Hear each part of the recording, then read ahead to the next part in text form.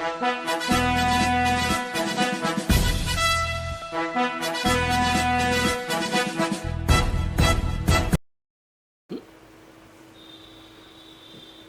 TV ప్రేక్షకులకు నమస్కారం.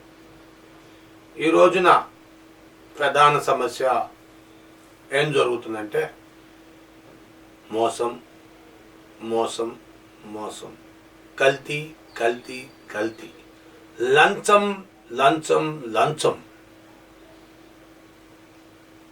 ఎక్కడ చూసినా లంచం, ఎక్కడ చూసినా కల్తీ, ఎక్కడ చూసినా మోసం. ఎవరిని మోసం చేస్తున్నారు? వినియోగదారుని మోసం చేస్తున్నారు. వినియోగదారుడు ఎప్పుడు కళ్ళు తెరుస్తాడు, నోరు ఎప్పుడు ఇప్పుతాడు? వినియోగదారుడు ఒక వ్యక్తి అడిగి మాట్లాడితే రెండో వ్యక్తి సపోర్ట్ చేయలేని పరిస్థితుల్లో ఉన్నారు ఈవేళ. చూడండి, మా విజువల్స్లో చూడండి, మా వీడియోలో చూడండి. మన విజయవాడ చేపల మార్కెట్లో ఎన్నిసార్లు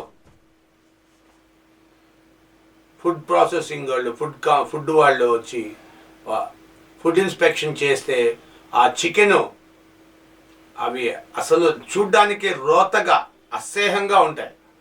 అట్లాంటివి అన్నీ వ్యర్థ పదార్థాలు డ్రమ్ముల్లో పెట్టి వాటిని కాల్చి, వాటిని స్టవ్స్తో కాల్చి నానా విధాలుగా అసభ్యంగా చూడాలంటేనే అసహ్యం. ఆ మాంసాహారాలు తినే వాళ్ళకే అసహ్యం వేసే విధంగా వాసన, దుర్గంధం. చేపలు అవి కూడా నిల్వలో ఐసుల్లో పెట్టేసి రకరకాలుగా ఈ కోడి వ్యర్థాలని తీసుకెళ్ళి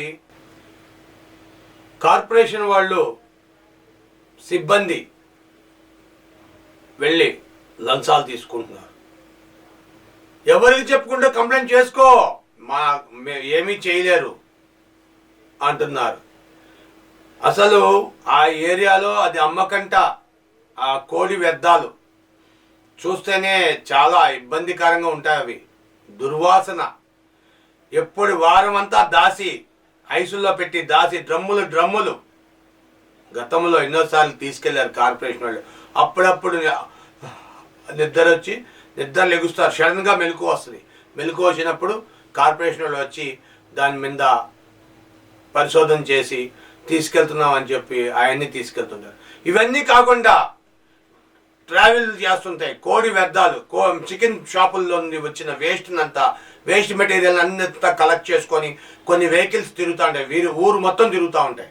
అవి వాటి వెనకాల వెళ్తే నిన్న తినేది కూడా కక్కు వచ్చే అంత దారుణంగా ఉంటుంది ఆ వాసన. దానికి గతంలో కార్పొరేషన్ చెప్పింది, ఫుడ్ వాళ్ళు చెప్పారు, చాలామంది చెప్పారు, దానిపైన కవర్ చేసుకొని తీసుకెళ్ళాలి, ట్రాన్స్పోర్ట్ చేయాలి ఆ వేస్ట్ని. గతంలో కాలువల్లో వేసేవారు. బందర్ కాలువ, ఆ కాలువ, ఈ కాలువ లేదంటే చాలా ఉన్నాయి, ఏలూరు కాలువ, రవిస్ కాలువ, వీటిలో పడేసేవారు. అవన్నీ ఇప్పుడు వేయటానికి లేదని అంతకుముందే కూడా ఇలాగే చేస్తున్నారు.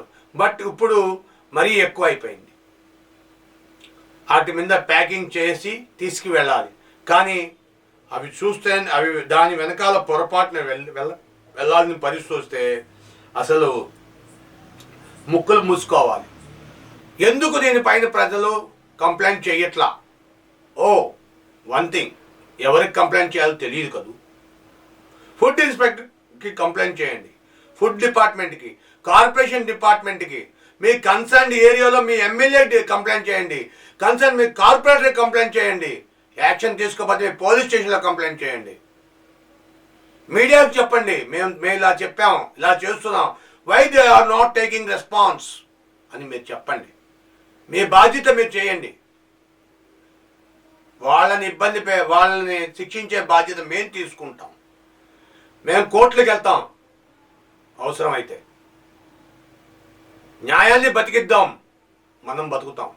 ఇప్పుడు పరిస్థితులు బాగాలేదు, కరోనా వస్తుంది, ఆల్రెడీ స్టార్ట్ అయిపోయింది.